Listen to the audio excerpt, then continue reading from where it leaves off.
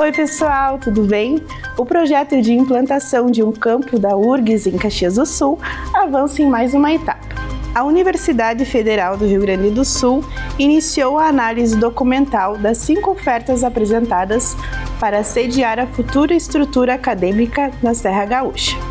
A URGS informou que os nomes dos proponentes e conteúdo das ofertas não serão divulgados, já que o processo ainda está em fase de verificação documental. A próxima etapa prevê vistoria dos imóveis, conduzidas por equipes formadas por engenheiros e arquitetos.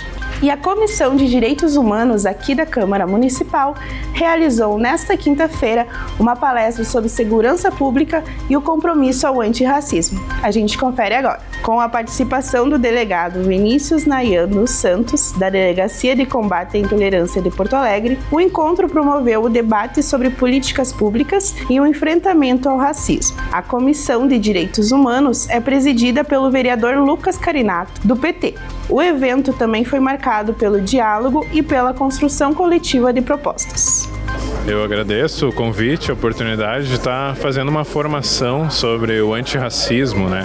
Uma temática que abrange uma população vasta, que a gente tem 25% de pessoas negras aqui no nosso estado, mas também todas as pessoas que não são negras e combatem o racismo, né? Então é importante a gente fazer essa formação para operadores da segurança pública, porque envolve desde o atendimento à vítima e também a repressão a esses crimes, né? O que fazer quando um crime de racismo acontece, e isso é um conhecimento que muitas vezes não chega na ponta, né?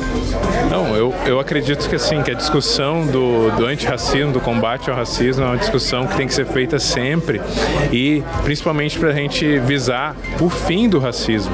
Eu não acho que seja um fenômeno que sempre existiu, ele teve um início e como todo fenômeno social que teve um início, ele pode ter um fim, e é isso que a gente tem que lutar, ações que visam combater e acabar com o racismo. O Direto da Redação de hoje fica por aqui. Até a próxima!